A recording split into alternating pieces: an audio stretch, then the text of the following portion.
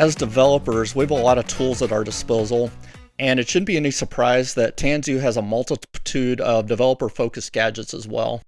So we're going to spend a good deal of time in this part of the series going through several of these tools, and we're going to start off what's called the Tanzu Developer Portal, which was formerly called the Tanzu Application Platform GUI.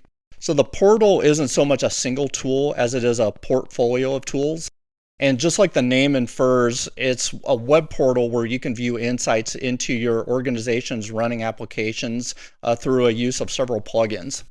Some of these plugins, they deserve their own dedicated videos. So in this session, we're just going to do a high-level overview of these portal plugins, and then we'll defer the deep dives for a later time. So let's go ahead and take a look at it. When we first log into the portal, we're directed to the organization catalog, which lists an inventory of all the running services, which are called components in the catalog. And components, they're more or less the microservices that make up your larger application, which the catalog calls systems. So we can change the filter here from components to view all of the systems, or applications if you prefer, that are running on the platform. And you can see here that I've deployed a couple applications. I've got Where for Dinner and the ATM Locator apps. The catalog is a jumping off point to reveal a lot more information about your application and all of its components. So if we drill down into the Where for Dinner application, we see an overview page where we can view ownership of all the different parts of the application. And there's also a more interesting view here of the dependency relationship. It's a diagram between all the different parts in the system. We can also see here a list view of all of our microservices, our APIs, and resources like databases and messaging queues. And this is also where we can drill down to even get more information. So for example, if I click on the Where for Dinner search service, we're going to see a page that gives us even more information about this specific service, including all of its dependencies, its APIs, and then also across here you can see the runtime resources, which we're going to cover that in a lot more depth in a later video when we start talking about observability. So enough of that one, let's move on. The next plugin is the Application Accelerator, which is a tool for quickly creating new applications from curated templates. So the Dev Portal, it comes with a prepackaged set of accelerators that cover a variety of languages and frameworks, things like .NET, Steel Toe, React, JS, Angular, and of course Spring. And most of the prepackaged accelerators, they're not really intended to be project starters, but they're mainly samples that show the power of the accelerator templating engine, as well as showing you how to create and deploy different types of applications on Tanzu. So Where for Dinner, it's one of our sample applications in here that includes a slew of options that configure how the application gets built and deployed. So example options for Where for Dinner, this includes things like what type of services we should use, like should we use an in-memory database or MySQL, should we enable security, and should this application get built to produce native images.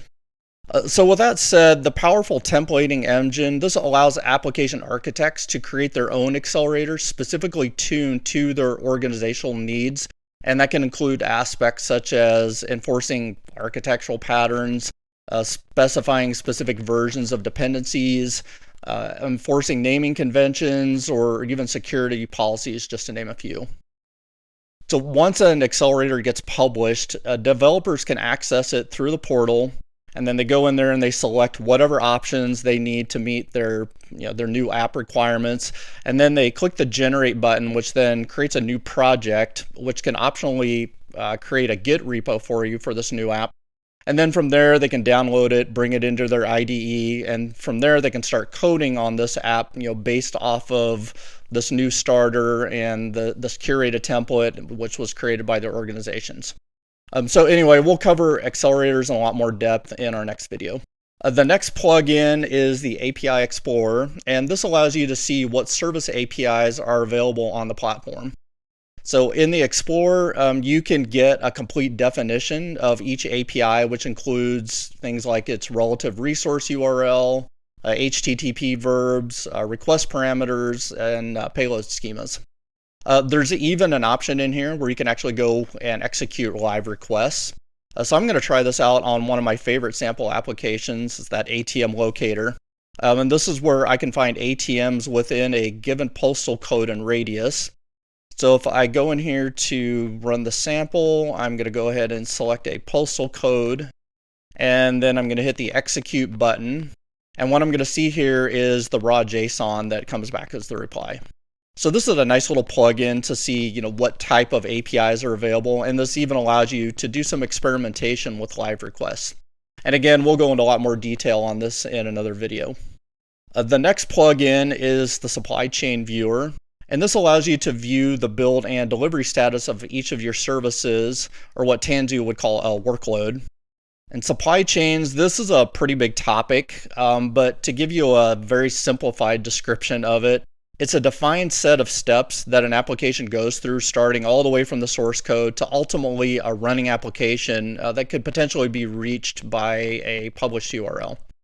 So if we look at one of our services here, we'll look at the Where for Dinner search. We can see all of the different steps, which include things like running unit tests, and then building the application image. You can see here it's doing a vulnerability scan on that image. And then some of my favorite steps here at the end, these are all the configuration providers, and these are the things that go and apply all those industry best practices to our application deployment. So again, we'll do a much deeper dive into supply chains in a later video. And then the last plugin that I'm quickly going to show you here is the security analysis plugin, which integrates pretty tightly with the supply chain to aggregate all the vulnerabilities that were found in all the services that are running on the system. And this is kind of a good tool for developers to discover vulnerabilities that they may need to address early on in the development process. So we're kind of doing a security shift left here. And then they can see if any of these vulnerabilities end up violating policies that were defined by their security team. So that's a quick tour of the Tanzu Developer Portal. And as I've stated several times now, we'll take a closer look at some of these plugins in a lot more detail, as well as some of the other productivity tools, such as IDE extensions, and then we'll discover how all of these enhance the Spring developer experience.